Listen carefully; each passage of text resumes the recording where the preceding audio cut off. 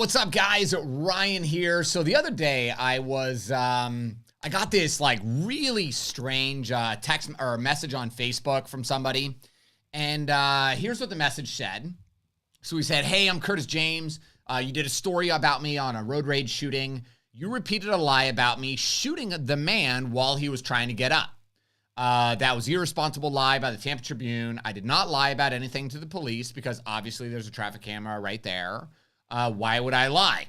Lots of people lie for a lot of different reasons. Who knows? So let me back up. So he said, you repeated a lie. According to the Tampa Tribune, this is your statement that you made to the sheriff's department, to the detectives. So, yeah, I guess the only way we're going to know who's telling the truth here is when these videotapes are actually made public. And then I'll make another video and we'll see what really happened. So y'all freaks are racist as hell. Pretty crazy, because as this guy's texting this, I'm like, I don't even know what race you are, man. What are you talking about? So why doesn't my safety matter in case you think I'm going to throw my life away on an innocent man? So here's like exactly what happened with Curtis Reeves, according to all the research and stuff that we've done. So Curtis Reeves, he on June 10th of 2022, he pulled up to a red light in Tampa near Waters and Anderson. Now, a guy pulled up right behind him. His name was Freddy Hernandez. Let me see if I got a picture of him. Nope, that's not it. Okay. So Freddy Hernandez pulled up right behind him, and for some reason, Freddy decided to get out of his vehicle, which is never a good idea. So Freddy got out. As Freddy was approaching Curtis Reeves, Curtis, for some random reason, nobody knows, decided to grab a handgun. It was a Glock 30, so 45 caliber pistol, grabbed it out of his center console, racked the slide, and now has the gun, in my opinion, in his hand, oriented towards a door. It doesn't sound like the victim here said anything, even though Curtis claims that the victim was like reaching for his waistband in what he believed was reaching for a gun. I'm going to call BS on that, but that's just my opinion. Again, we're going to find out when the actual surveillance footage is released to the public, when this court case, like we actually know what happened, we're going to know the truth. But you know, that's not going to happen until October. So Curtis allegedly fired a shot, hit the victim. And then according to the Tampa Tribune, the victim was attempting to get back up, attempting to stand up after getting shot. And allegedly, Curtis opened fire and kept shooting him. Again, I've never seen the tape.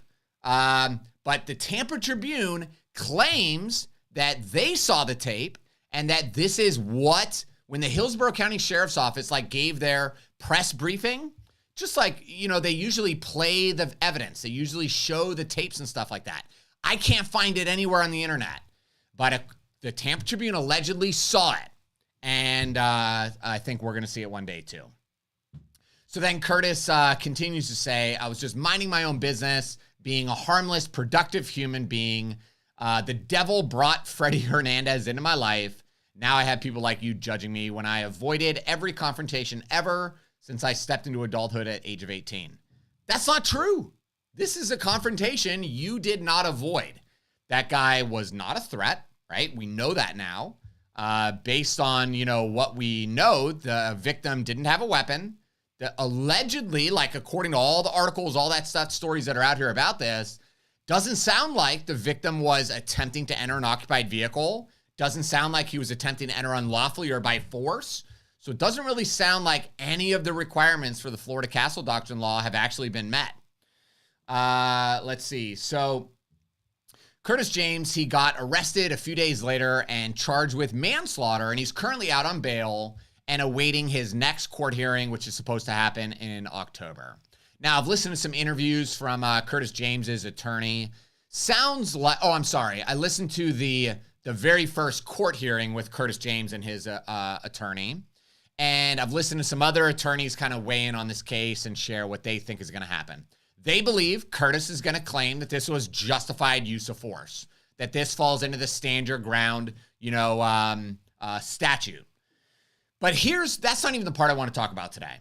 The part that's important is if you guys are ever unfortunate enough to be involved in a self-defense shooting, you need to keep your mouth shut. The media is going to talk about your case, and they may get parts of the case right. They may get parts of it wrong. People like me are going to talk about your case. Listen, I wasn't there. I'm going to share what I am learning from the interviews, TV, and from the media, okay? So we might get part of it wrong. What you should not do if you're ever involved in a shooting is start blabbing on the internet, because eventually you're going to say dumb stuff. You're going to say dumb stuff that's going to be used against you potentially during that court hearing. The second thing that you need to really remember about a situation like this is you don't know who you're dealing with. You might think you're involved in a minor road rage incident, or maybe you're going to walk up and confront somebody who just cut you off or brake checked you or whatever. But that other person, they might just kill you. They might kill you for flipping them off, for cussing at them, cutting them off, whatever. They might just murder you. So you got to be very aware of that. And the final thing is, you need to actually have a deep understanding for when you're allowed to use your firearm in self-defense and when you are not. Based on the information that I have about this incident, this sounds like a wildly unjustified shooting. Wildly. This sounds like somebody who's a little bit of a hothead, who didn't understand when they're allowed to shoot and when they must walk away. Sounds like somebody who lost their temper to me. And even if Curtis Reeves is found to be justified, that this is a justified self-defense situation, which I do not believe that'll happen, but maybe I've been wrong before. Was it worth it? Think about the stress that Curtis James had. I think I said Curtis Reeves before, but Curtis James. Think about the stress Curtis James and his family have had to go through over these last couple months as they prepare for this court date in October. Think about the financial bills that they have to pay, the attorney's fees, like expert witnesses and all this stuff they got to pay. The bond that Curtis James had to pay to get out of jail. Was it really worth it in this situation? I personally don't think it was. I think Curtis would agree with me that this was not worth shooting that guy. Now, I did ask Curtis if he sent me this message. He was obviously upset. So I said, hey, do you want to jump on a Zoom call and you can tell me what happened and we'll kind of talk about it. And he said he would think about it. But I think he's smart enough to know that that's probably not a good idea to start blabbing even more. You've already done enough talking, man. So tell me what you guys think about this incident, about these messages inside the comments below. If you guys want to see the original video that Tiffany and I filmed sharing this story, the one where allegedly I'm a racist, I put that link in the description below to the Facebook video. And yeah, let me know what you guys think. I appreciate your support. And until next time, keep training and stay safe.